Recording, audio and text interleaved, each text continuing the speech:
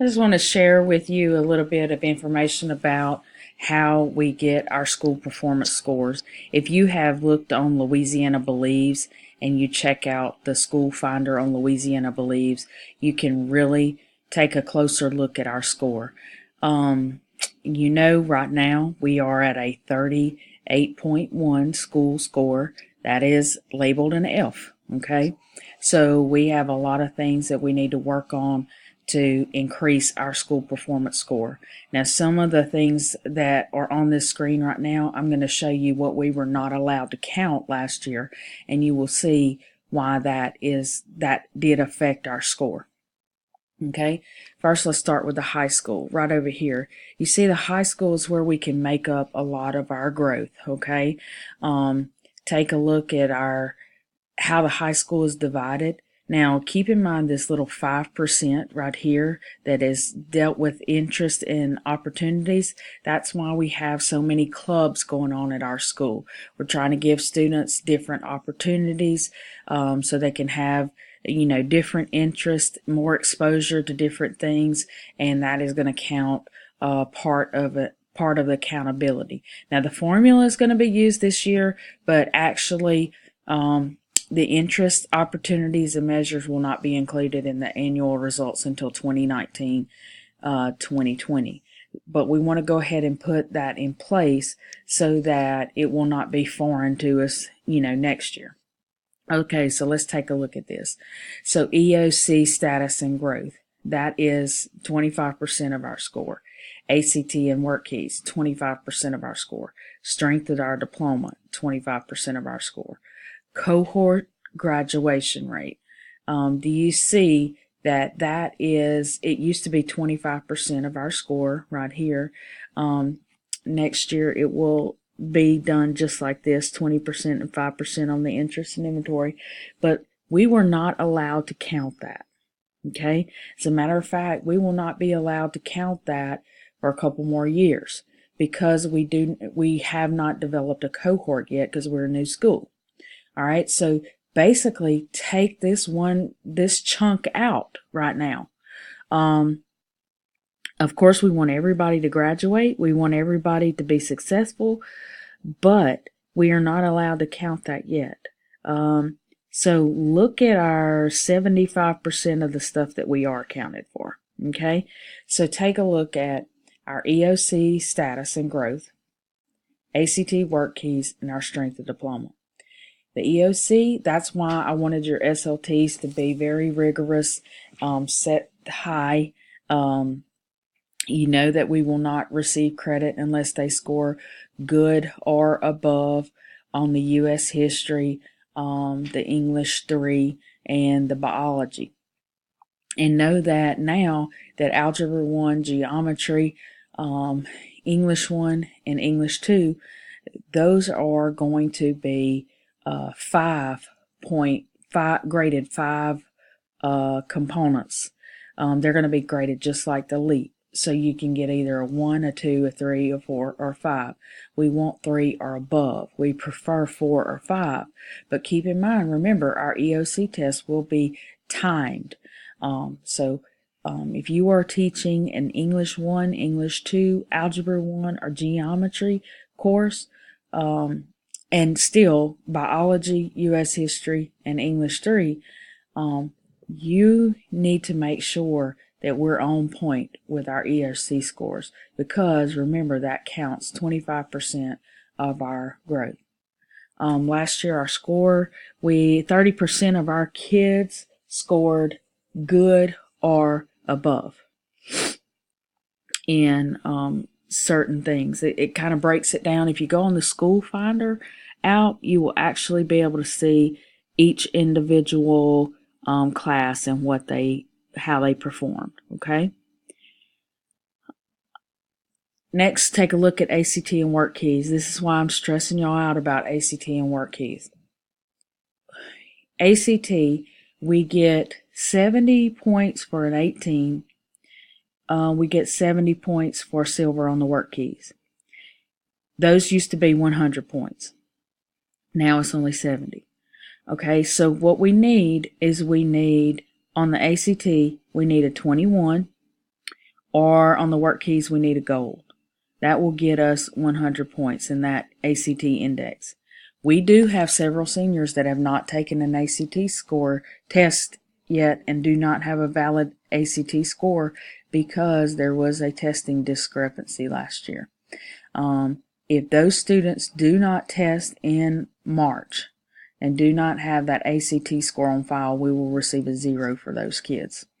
So keep in mind, 17 and below, even though that'll get you into a 2-year college, even though you can get your dual enrollment remedial courses out of the way, that will not get us any points in this component.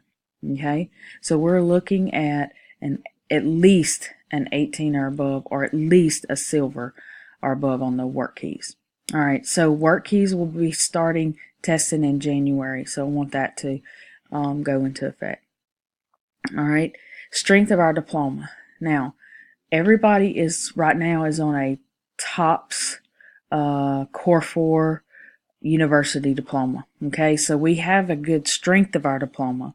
However, we are trying to add a little more strength to it by incorporating the AP classes. Okay, so that's why there's a big push for AP classes, because students who actually enroll in an AP course passes that AP course, gives the diploma a little more strength.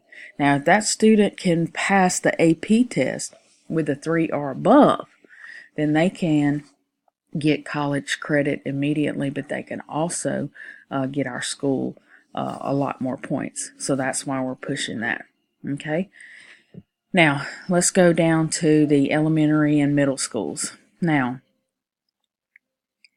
this is elementary and middle schools with a grade 8. So that's what we're focusing on. Take a look at this. Our assessment index. 65% of the score, and technically a little more than that because the interest and inventory will not be counted this year. 65% of the score or more will be based on their LEAP results. Now, let's take a look at the high school and the middle school just right now. If you look on the school finder, you're going to see that the high school fared a lot better than the elementary and middle school. And it's because you see how the assessments are so divided. Here you have all these different components that a student can actually gain the school points for. But here, look how heavily it is focused on our LEAP scores.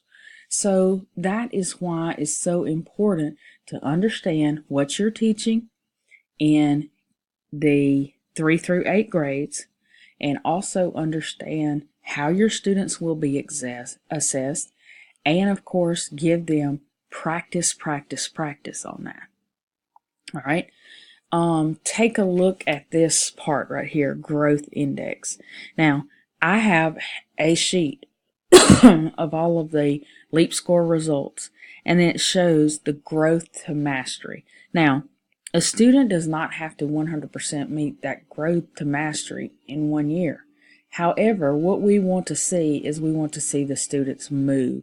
If they were unsat last year, we want to see them move to approaching basic. If they were approaching basic last year, we want to see them move to basic. And basic, we want to push them on up to the 4 and again to the 5. Okay, so you got to understand that here is this is a little bit different. We will have a growth index, and that hopefully will help us out. All right. Next, you see this yellow part right here. It's called the Dropout Credit Accumulation Index. Now, DCAI, this, at the end of a kid's 9th grade year, they kind of assess how many credits that they have earned. And any student who earns 7 or more will get the school points. So even though it's a small piece of the pie, it's very, it will change your score tremendously, because it is there to help schools get a few bonus points in the middle school area. Now, that's why we have Journey to Career in the middle school. That's why we have health in the middle school.